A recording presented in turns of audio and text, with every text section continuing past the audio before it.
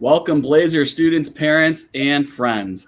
My name is Rob Friedoff, and I serve as the interim AVP for Student Success. And today I would like to introduce you to Dr. Rodney Carr, Vice President for Student Success at Valdosta State University. Well, hey guys and future Blazers, I got to tell you first, we're going to start off with the fact that I really wish we were doing this face-to-face and I wasn't sitting in my office. And I love orientation. I love when you're here. I love seeing your faces, the excitement. Some of you are terrified. Some of you are just elated about being here. And I love meeting the families and hearing it all. So we're going to do this virtually now, but I cannot wait till we get together in August and I'm going to see you face to face. And I'm going to go ahead and say that because I'm hoping that's exactly what's going to happen. Excellent. My name is Rodney Carr, and I'm the Vice President for Student Success. I tell people all the time I got the greatest job in the world here because my job is to make sure you, the student, are successful. And mom and dad and aunt and uncle and concerned neighbor, my job is to also connect to you and to help you through this process as well. So not only am I'm the Vice President here now, way back when I first got in kind of connected to Valdosta State University, I was not a vice president. I was a dad. And my daughter, our oldest child, was going through the college selection, and she chose to come to Valdosta State University for the athletic training program, in which I was glad to see that they had a very good job placement rate because that's important to us parents about getting our children off of our payrolls. So I was excited about that part. So then when we got here, we were ready. And I know I got to tell you that guys move in different than girls do. And parents, you need to understand that. They're just going to. Because I've got 2 daughters and 1 son that are now, our youngest son is now in school here. And they just pack different. For our oldest daughter, this one that you can see here on the screen, she ended up with 2 SUVs slammed full of stuff. Our son had 2 garbage bags, an Xbox, and a monitor. And that was it. And he was ready to go. So just plan on move-in day being a little bit different. And so we moved her into Georgia Hall, and I had a great time. I loved hauling that refrigerator up 4 flights of stairs and meeting everybody along the way in hot August afternoon. It was amazing. We got her all moved in, and everything was going great. Right up to the moment when my wife looked at me and she said, all right, it's time for us to go. And Morgan reached around me and gave me a big hug. And she said, Dad, love you. I'll see you. And then she turned around and she started to walk back into the residence hall. At that point in time, I looked at my family. I grabbed my son and said, all right, we got to go. So we went and we got in the car, and I needed to get in the car quickly because I could feel it coming.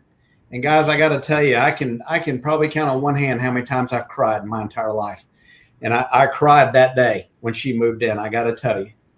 And so we got into the car, and as we were driving off, I'm not talking about a little tear running down just around the side of my face. I'm talking about boo-hoo, sobbing, crying. I mean, it was terrible. Just crying. Had to pull over on the side of the road. Got myself together, and I just want to tell you that because on move-in day, I make sure that I'm here all day long while everybody's moving in. And I have one job that day, and that's for dads. When that moment hits, I'm ready for you. I'm ready to give you a big man hug. We do the whole 3 pat on the back, the whole thing. But I just want you to know that I'm here for you. I'm going to embrace you, and I'm going to tell you that it's going to be okay. So we got her all moved in, and she gets connected. And she joined a sorority here, and she's going to all these different events, and everything's going great. We lived about 4 hours away. She came home about every other weekend, got to see her all the time. It was wonderful. Thanksgiving got here, had a great break. Final grades come in shortly after that, and it was a little different story on her final grades for the first semester because we were used to one type of grade in high school. Now we had a different type of grade in college. So we sat down, and she's like, well, I had to get adjusted, and that happens. I just need you to know that that happens across the board. And so after her first semester, her second semester got better academically. She came home for the summer. Everything went great. She worked for the summer, and she comes back her next year. And I don't know if you know this or not, parents and folks, but on occasion, when young people go to college, they tend to meet somebody and then they fall in love. We kind of figured it was bound to happen. Well, it happened on towards her sophomore year. Well, I didn't meet this young man until the spring of her sophomore year when we all went out to dinner, and I finally met him. And I got to admit, as a dad, I didn't want to like him. I didn't, but I did like him. And he was a great guy, and it just worked out well. And so as the spring went on, she called me and she told me, she said, "Hey, Dad, the Hammocks have invited me to go on vacation with them." And I was like, "Oh, that's great. But however, you got to pay your own way, and you just got to do that." And I was like, "So where are you going?" And she goes, "Well, they're going to take us to Hawaii." My wife was sitting right next to me, and she heard the word Hawaii. I still may have the handprint in the center of my chest where my wife slapped me, and she said, "Rodney, I have never gone to Hawaii, and you're telling me you're going to let our child go to Hawaii before I ever go?" And so, of course, I said, "Yes, ma'am." And I agreed, and our daughter went to Hawaii. And now, as parents, you all know what that means. She's gone on vacation with them. That now means he's got to go on vacation with us. And so my wife is a school teacher, and I'm in education too. We don't go to Hawaii for vacation. We go to Mexico. It's Mexico Beach. It's about an hour and a half southwest of Valdosta, right there on the Gulf Coast. Beautiful little town. But that's where we go on vacation. So that's where we took young Mr. Hammock on vacation. Everything went great. Families had a good time. Their junior year starts. Her junior year goes great. Everything is just perfect. Life is good. Young Mr. Hammock figured out that he had to take Maymester and summer classes to catch up because of a change of major. And so he was going to do that and work some throughout the summer. And so he did that all summer long while our daughter was at home working as well. And then about the week and a half, the Saturday before classes were to start the following week, Blake called me and he said, "Mr. Rodney, I'd like to take Morgan to the beach next Saturday before classes start." I was like, "Blake, y'all go to the beach all the time." "Sure, whatever, man. Have a great time." And he said, "Well, I was talking to my dad and asking him about this. And my dad said, Blake, you're going to need to call Mr. Rodney and you're going to need to ask about that and ask permission for that." Guys, I got to tell you something. Just because I got 2 doctorate degrees doesn't make me real smart. I wasn't catching on. I didn't understand exactly what he was saying. And my wife is looking at me like I should be catching on because she's listening to our conversation. Finally, after some very good sign language from my wife, I finally figured out what he was talking about. And so I told him, I said, "Hey, it sounds like a great idea. Blake, we're so excited about this part and we're just looking forward to it." And so I hung up the phone and I looked at my wife and I said, "Honey, I don't know what we had planned next Saturday, but we're going to need to cancel it because it sounds like we're going to go to the beach for an engagement party." And so we were both very excited about that. And that was Saturday afternoon. On Monday evening, shortly after 11:30 at night, I got the phone call that all parents are terrified to get. It is when you answer the phone and you see it's your child calling and you answer the phone and they're crying so hard that you can't even understand what they're saying. And so I was trying to get Morgan to calm down and to catch her breath. And then the very next sentence that she was able to spit out of her mouth was, "Dad, Blake's been in an accident and they're life flighting him to Atlanta Medical Center." And with that, it started an entire life change. I ended up at the hospital in Atlanta with our daughter Morgan as we were sitting there and with their family as we were waiting to talk with doctors. And Tuesday went through, and about Tuesday afternoon, the neurosurgeon and the neurologist came out and they were talking to Blake's mom and dad, and they were talking to Morgan standing there in the hallway. And I couldn't hear the conversation. But what I could do was watch my daughter's reaction. And I watched as she leaned back against the wall and she just sank down that wall and sat on the floor. And as she sat down on the floor, I walked over there beside her and I just sat down on the floor with her. And I had no idea what to say to her. And so I sat there for a while, and somebody later told me it was 45 minutes or so that we sat on that floor dead silent. And she looked at me and she said, "Dad, I can't go to school next week. I just can't." And I told her, I said, Morgan, I'm trying to figure out how we're going to get out of the floor of this hospital and start putting one foot in front of the other and walk, much less what does tomorrow or next week look like. We did leave the hospital, and the next day I called over to Valdosta State University. I worked at another institution up in Atlanta, and I called and I talked to the program director for athletic training. His name is Chuck Connor, and Chuck doesn't know me from anybody. I said, Chuck, my name is Rodney Carr, and you don't know me, but I'm Morgan Carr's dad.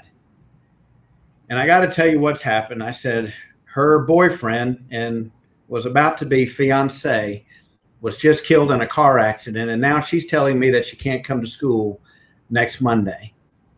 And I don't know what to do because it's a cohort program. If she misses this semester, she's going to miss an entire year. And he sat there for just a brief moment. And then Chuck said, Mr. Carr, I got to tell you something. I'm the dad of 3 daughters myself.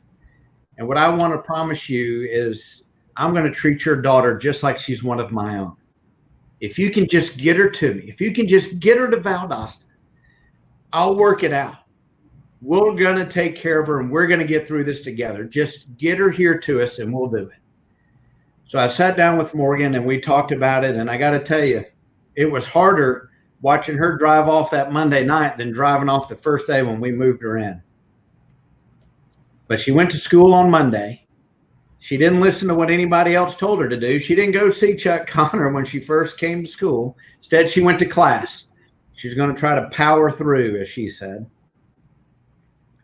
Chuck was waiting for her outside the classroom and pulled her out of the classroom. Took her up to his office and sat down and said, I've taken the liberty of rearranging all of your clinicals for the next 4 weeks. I need you to take care of yourself first. And in order to do that, I also need to tell you, I've gone ahead and arranged for you to go to the counseling center and meet with a counselor. And so that's what our daughter did. It was a rough semester, I got to tell you. But she made it through. Spring semester started, and now the light is at the end of the tunnel where she can actually go to graduate. And I got to tell you, in that May, she did graduate. And there's a picture here that we'll put up in just a second of her at graduation. And the gentleman that you're going to see in the picture with her is actually Blake Hammock's dad, Jamie Hammock, who came to her graduation. And I got to tell you this. Our daughter wouldn't have made it that senior year if it hadn't have been for Chuck Connor. And I'm also going to tell you this. That's just one name. That's just one person.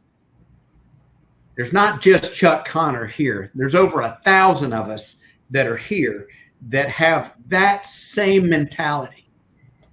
I'm a dad, and I'm committing to you as parents right here and right now that I'm going to have your child here on this campus, and I'm going to treat your child just like they're one of my own.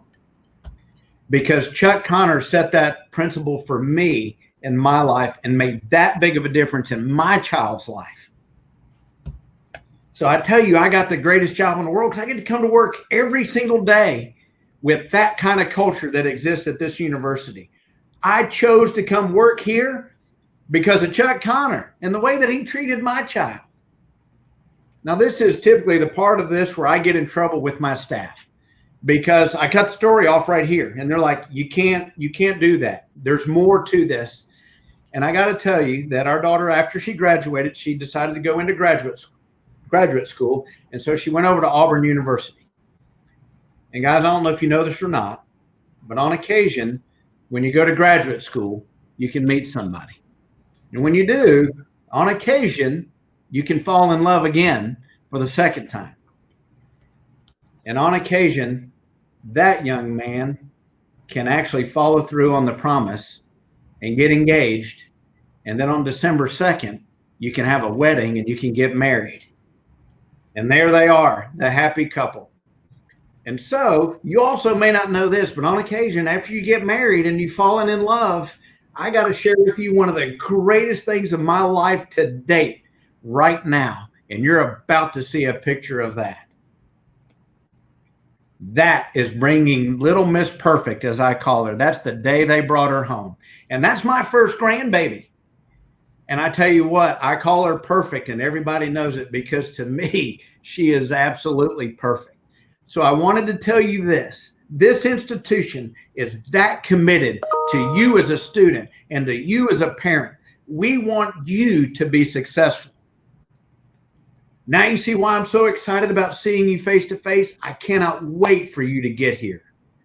I want to work with you side by side for you to be successful and to have an amazing experience while you're here.